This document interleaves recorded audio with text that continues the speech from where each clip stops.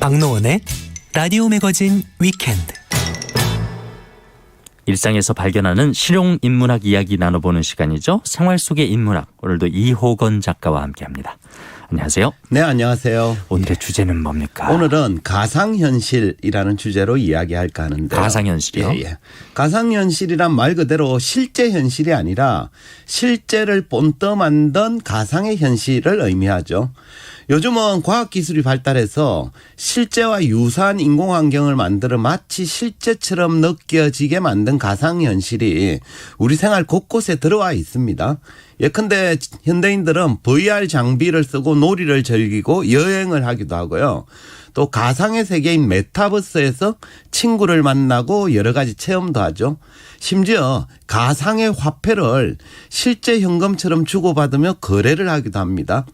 우리가 운전할 때 도움을 받는 내비게이션 화면도 따지고 보면 가상현실의 일종이죠. 그러네요. 예. 가상 인물들이 뭐 CF도 나와요. 요즘에. 그죠, 맞습니다. 예. 그래서 모르는 처음 예. 보는 사람은 가상인지 모르잖아요. 몰라요. 그렇죠? 예. 맞습니다. 뭐 이미 실제와 가상의 현실이 이제 혼재된 세상을 살고 있는 셈이에요. 예, 맞습니다. 그러니까 가상현실은 과학기술이 발달한 현대에 와서 좀 구체화된 개념이긴 합니다. 하지만 가상현실에 대한 생각은 아주 오래전에도 있었던 것 같아요. 제가 생각하기에 최초의 가상현실에 대한 이야기는 동양고전 장자에 나오는 것 같은데요. 네. 장자 제물론편에 나오는 호접지몽이라는 이야기입니다. 내용은 아마 들어보신 분이 있을 텐데요. 이렇습니다. 장자가 어느 날 꿈을 꾸었어요. 근데 자기가 나비가 되어 꽃들 사이를 즐겁게 날아다닙니다. 그러다가 문득 깨어나 보니까 자기는 어느새 장주가 장자의 본명입니다. 장주가 되어 있습니다. 그때 이제 그는 장주인 자기가 꿈속에서 나비가 된 것인지 아니면 본래는 나비였는데 꿈속에서 장주가 된 것인지 구분할 수 없더라라는 얘기인데요. 예. 그러니까 현실과 꿈 중에 어디가 현실이고 어디가 가상인지를 잘 모르겠다라는 이야기입니다. 작가님은 이 장자의 호접지몽에서 가상현실을 포착하셨네요. 예, 그죠. 뭐 그건 어쨌든 저의 해석에 불과합니다. 그죠. 가상현실은 기본적으로는 실제 현실을 본떠서 만든 가상의 현실이기 때문에 실제 모사품에 해당합니다. 네. 하지만 그러니까 이제 실제가 원본이고 가상현실이 복제품에 해당하는 셈이죠. 네. 하지만 현대에 와서는 그런 구분이 좀 모호해진 것 같아요. 프랑스 철학자 장 보드리아르는 오늘날에는 가상과 실제의 구분이 없어지고 심지어 그 관계가 역전되었다라면서 이렇게 주장합니다. 실제가 아니라 원본이 아니라 시뮬라크르에서 현실이 파생되어 나온다. 그러니까 보드리아르는 실제의 인위적인 대체물을 시뮬라크르라고 불렀거든요. 네. 말하자면 시뮬라크르는 원본의 복제품으로 가상현실에 해당합니다. 네. 따라서 실제가 아니라 시뮬라크르에서 현실이 파생되어 나온다라는 보드리아르의 주장은 원본보다는 복제물이 현실에 더 큰 영향을 준다라는 뜻입니다. 예. 왜 가령 한국 사람들이 좋아하는 명화 중에 구스타프 클림트의 키스라는 작품이 있잖아요. 근데 이 그림은 복제품도 많고요. 뭐 각종 소품에 이렇게 그 그림이 많이 밖에서 쓰이죠. 예, 등장하고 심지어 있거든요. 우리나라 두통약 그 예, 성자에도 맞습니다. 있습니다. 광고에도 있고 뭐 그 티슈, 깍티슈 옆에도 나오고 예. 이렇거든요. 그러니까 말하자면 시뮬라크르가 가장 많은 명화 중에 하나인데요. 그럼 우리가 살아가는 실제 현실에는 실제 현실에 영향을 많이 미친 쪽은 클림트 키스의 원본일까요? 아니면 그거의 복제품일까요? 뭐 당연히 뭐 원본 본 사람이 몇이나 되겠습니까? 맞습니다. 오스트리아 가야 되는데. 예, 맞습니다. 그러니까 클림트의 원본 작품을 실제 보려면 오스트리아 빈에 있는 벨베데르 박물관까지 가야 됩니다. 예. 쉽지 않은 일이죠. 저도 사실 안 가봤거든요. 그래서 우리에게 더 영향을 준 건 키스의 원본이 아니라 복제품이죠. 예. 그러니까 이처럼 우리는 실제를 본떠 만든 가상현실을 접하지만 점점 이 가상현실과 실제 현실의 구분이 모호해지면서 실제와 가상, 원본과 복제물의 관계가 변하고 있습니다. 그 결과 가상현실에서 발생한 일이 실제 현실로 이어지는 경우도 꽤 많습니다. 왜 오늘날에는 사이버 공간에서만 사용하는 게임 아이템을 실제 현실 공간에서 돈을 주고 사고 팔기도 그렇죠. 하잖아요. 그죠? 예. 또 메타버스 속에 있는 캐릭터에 입힐 옷이나 신발을 실제 돈을 주고 사기도 하거든요. 그러니까 가상현실 속 사물이 단지 가상 공간에서만 유통되는 게 아니라 실제 현실이라는 거리로 나와서 활보하고 있는 셈인데요.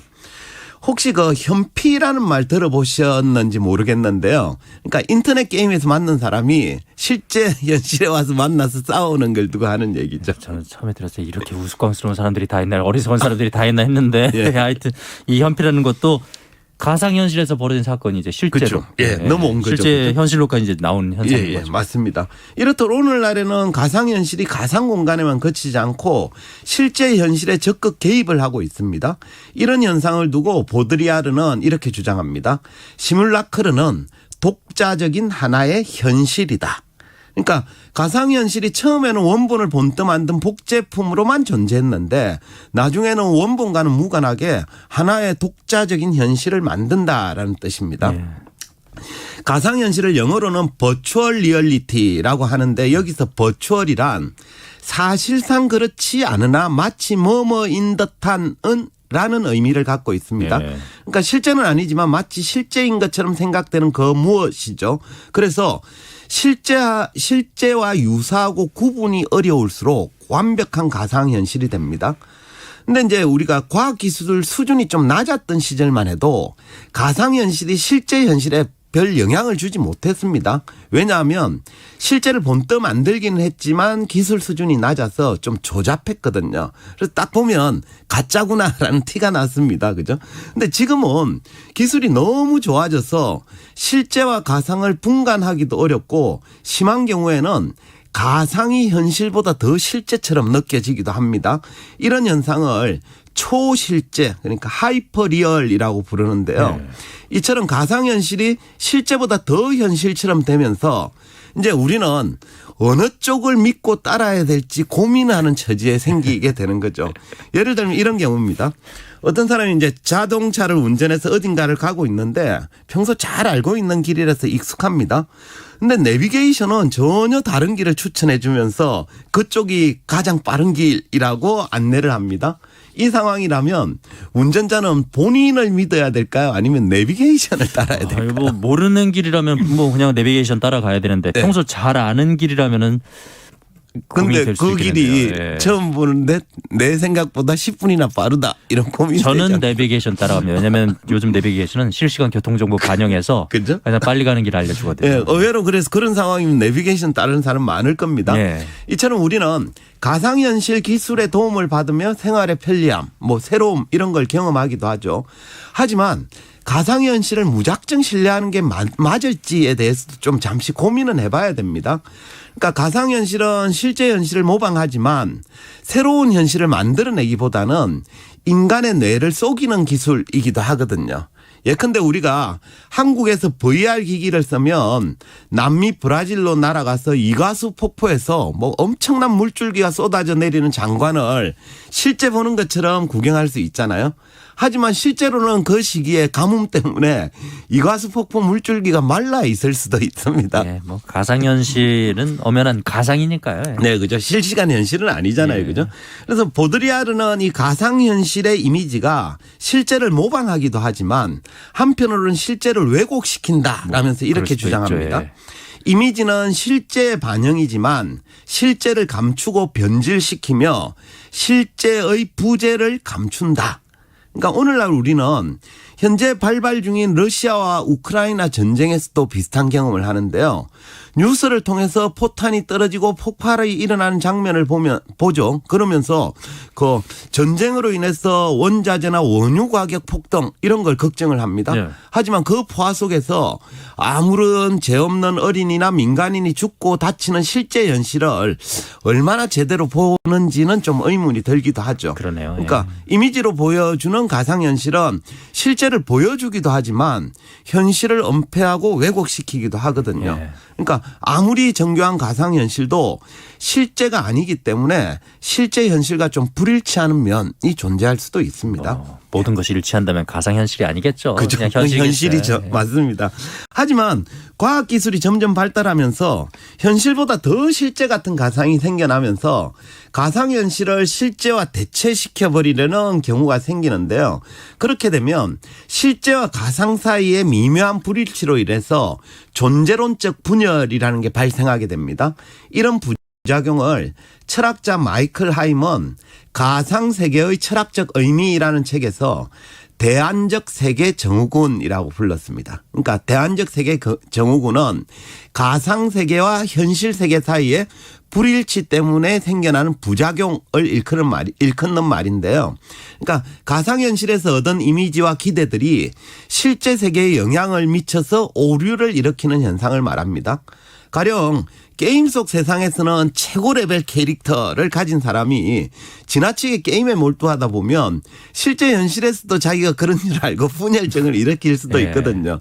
그러니까 요즘식으로 표현하면 본캐와 부캐를 혼동해서 진짜 자기가 누군지를 모르는 상태가 될 수도 있는 거죠. 가상현실에 너무 몰입하다 보니까 자기를 잃어버렸군요. 예, 그렇죠. 그렇습니다. 그래서 마이클 하이먼 이런 가상현실이 새로운 경험을 가져다 준다라는 점에서는 좀 환영하는 입장이긴 합니다만 가상세계와 실제 세계의 차이를 아예 없애버리거나 적어도 현실 세계의 실제성에 대한 느낌의 원천 이걸 지우려고 해서는 안 된다라고 경고를 합니다. 그러니까 가상현실 기술을 활용은 하되 현실의 발을 딛고 있어야 된다라는 주장이죠. 그러니까 오늘날 우리는 가상현실 세계를 외면하며 살아갈 수는 없을 것 같아요. 점점 더 강화될 그렇죠? 거예요. 네, 맞습니다. 하지만 이 가상현실이 우리 인간에게 정작 어떤 영향을 미치게 될지는 아직 연구가 좀 덜 되고 검증이 안 된 상태거든요. 해서 신기술의 발전 가운데 실제와 가상현실 사이에 좀 균형을 잡으려는 노력 이런 것들도 좀 필요하지 않나 언제나 우리가 싶습니다. 이 시간에 강조하는 것은 균형입니다. 예, 맞습니다. 역시 중용으로 끝나게 되네, 그죠? 생활 속의 인문학 이호건 작가와 함께했습니다. 잘 들었습니다. 네, 감사합니다.